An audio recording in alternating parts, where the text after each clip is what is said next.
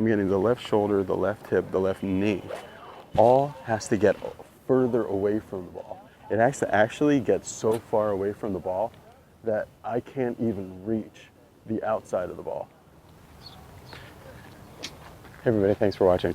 I'm at the driving range today and I'm speaking in a much more chill voice, much more calm voice than I would usually have because there are always people just at the driving range now. There's never a time when the sun's up and there aren't just golfers packed, so which is great because golf has been super popular. And also I think people want to get better at golf too. If they're on the range, they're hopefully not just raking balls, they're doing something to actually be better at the end of the range session than they were when they came. So I wanted to talk about something I've been talking to Milo about that's been working for me, that I did this really long video before that you'll see called What I'm Working On. So, and in that I kind of discovered, I was very confused about, all right, I'm hitting these good, sometimes really good, one shots, where that was super pure and really good. But only when I keep it on this original swing plane. So that's the swing plane of the club. That's the swing plane of the club. If I keep it down here, then I can pure it. But when the right elbow bends, it has to come off of that swing plane. Anyone that bends the right elbow, even if you're keeping it down over here, if you're bending that trail elbow, it's coming off the original swing plane and above it. So you're gonna have to do something to get back down to it. So I've always had a problem with, okay, if I go above it, what can I do to be aggressive and get back down to the ball without going over it? Because I'm up here. So before, the answer would be, you gotta get up here and do some kind of dropping. Because when I used to be this guy, this really helped my golf swing, to drop the hands and let the hands go first. It gets it back to that functional swing plane, and then you can pure it. So that was this for a long time. And that's kind of that's like what Tony Lutak talks about. That's more specifically what Mike Bender and Kyle Morris talk about a lot, where you're going to the top and you let the hands fall, and that kind of keeps you from going over by going like this and hitting it. But recently I've wanted to get now I've maybe overdone that I did that for a long time, and maybe I've overcooked it, where I get kind of out of sequence there before I go, and then I slide to kind of get into position and do a bunch of stuff.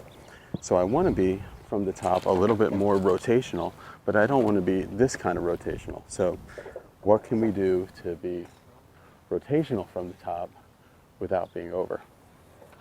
And I think the answer is two things from the stuff that I've talked to Milo about, and I've been on Milo's really great website, milolinesgolf.com. I became a member there, and I've posting a lot of videos on the forum there and stuff. And figure out the two things is, the one thing Milo, I've never really seen him talk about this, but I think is very important, is that from the top, from here to the top, he's not just leaving the arms alone.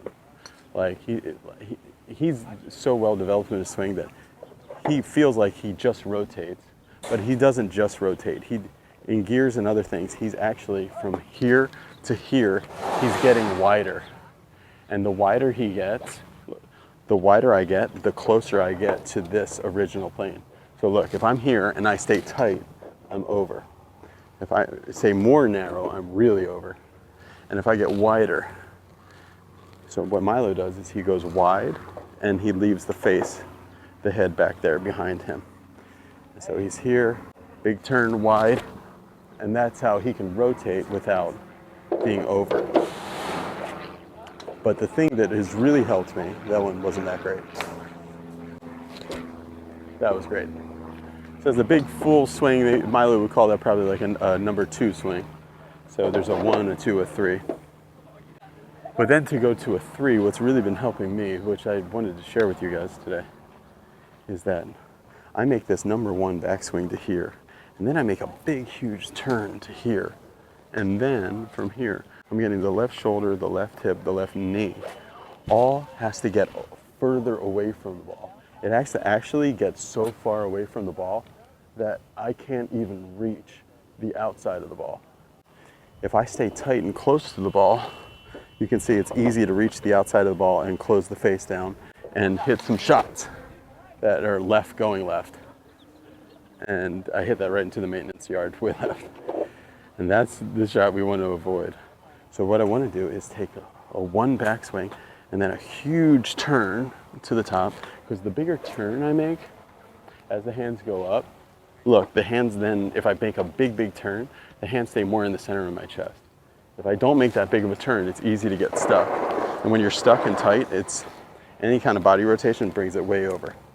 So I'm going to make a one takeaway. Then the hands are going to feel like they go straight up and with a big turn. Then from here, all this stuff, let the shoulder, hip, knee, has to feel like it goes away from the target so much that I can't even reach the outside of the ball. And it completely eliminates the possibility of hitting a path pull or even a face pull. The face pull would be eliminated by getting in more of this extension here. And then if you have enough extension here, you can kind of Arnold Palmer or Vilko Nanobar slap from there. So big turn, hands up, and everything away from the target line. So, and that is a huge amount of rotation and a huge amount of turn, but the ball went dead straight, and then it, like the wind's going left or right, it just had a little bit of a wind fade. Whereas normally, I'd be here, and I'd slide, and the ball would go left going left. A good way to think about it, take a stick, okay, and put a ball just inside the stick. And then, actually something that helps a lot is if you take like kid stickers and put a kid sticker on your shoulder, put it on your hip, put it on your knee. And your job is to get those three shoulders, those three stickers, after this huge backswing, this big turn, you get those stickers away from that line. And the first way I did it was wrong, because you don't stay on your right side and do it this way. You go left and that way. And you actually have to go left earlier. But basically, you're making a one takeaway. The hands go up with a huge turn. Then you're taking one sticker, two stickers, three stickers away from the line while you're keeping your trail wrist. So it's this way, and you can rotate as much as you want. It will be impossible to go over the top. Okay, I'm cutting in this part of the video because I was walking away from the range and I was thinking, was that totally clear about what I'm telling people to do? Especially too because the weight shift part I don't think was very clear in the timing of when I'm trying to tell you to do things. A lot of things happen all at once, so I just want to make sure it's absolutely clear what I'm saying. So what I'm saying is you're going to take a lot of shots that are just number ones, and this becomes the basis for every shot. So basically you're just doing takeaway only and hitting shots. And I've got to be a lot more disciplined about only staying about this short both directions, but that becomes the basis of every shot. So once you've made the same takeaway that you would make to hit this number one shot, you're going to make that same takeaway, and then you're going to start to bend the right elbow and you're going to go up, okay? And this is the part I didn't explain very well. Once you start bending that right elbow, I think that's the point at which you should start to go back towards the target. Some people need to start going back towards the target about there, like me. But I think a good reference point for general people is about there. When the right elbow starts to bend more, that's when you start going left. If you don't do that and you do all the other stuff that I told you in this video, you're gonna look a lot like this. And you really start looking like you've got an Instagram page. Like that. It's a good feeling for some guys that overdo this, but it's not. Let's talk about exactly what you want to do. So, one to there. When you start bending, that's when you start falling left, right? And then when you start bending, you're going to make a big turn. The big turn is going to keep you from getting overly deep. Big turn, and the hands will be here, right? Then from there, you've got stickers, and I actually put little kid stickers here or something, on your shoulder, on your hip, on your knee. There, the arm bends and you start to fall, and you get a big turn, and the hands go up. Then from here, we are getting, the weight has already started to go left.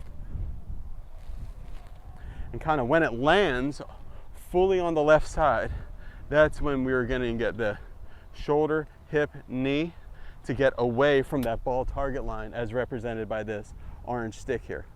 So we're going here, there.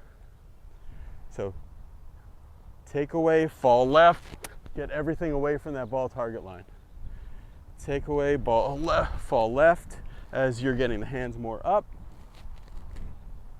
Then shoulder, hip, knee, away, so far away from that ball target line with your weight falling left that you cannot reach the outside of the ball. That's what I was talking about on the range, and I think I'm explaining it better now. So it's take away, up, fall left, boom, that way. So I'm coming that way. That way you can be as aggressive as you want to be with rotation and not have it go over, because you're getting wider, the right wrist is staying back, and you are getting so far rotated away from the line that it will never go over. So just do that, but blend in this counterfall move right as soon as the right arm starts to bend. And then that's how you'll get totally onto your lead side, and the downline camera will be seeing the sole of your shoe. Back to what I was talking about on the range. One. So I could hit 100 of these balls, and I know for sure if I'm getting away from that line, like that one was really great, I will hit 100 of 100 balls somewhere right at the target. And that's the first step in being really good at golf, is eliminating huge sections of the golf course. So for me, I'm gonna go here, I'm gonna go one up, big turn away from it. When I mean turn away from it, this left shoulder and left hip and everything has to get away from that orange stick. Do more of a 2 here. That was just freaking perfect. Faded like 4 yards. That's exactly what I want. So there, we're going a 1 to here, a big turn, hands go up just a little bit, but the turn is big. And then I'm taking shoulder, hip, knee away from the target as I'm getting all my weight to the left foot. Actually, the weight has to go back to the left foot earlier. So basically it feels here. And then once you're here and going up, you're starting to fall to the left. And then everything comes away. Just like Mike Molaski was saying, if I had this lawnmower cord or workout thing, cable, where I'd be pulling everything this way. But while you're doing that, the right wrist has to stay back.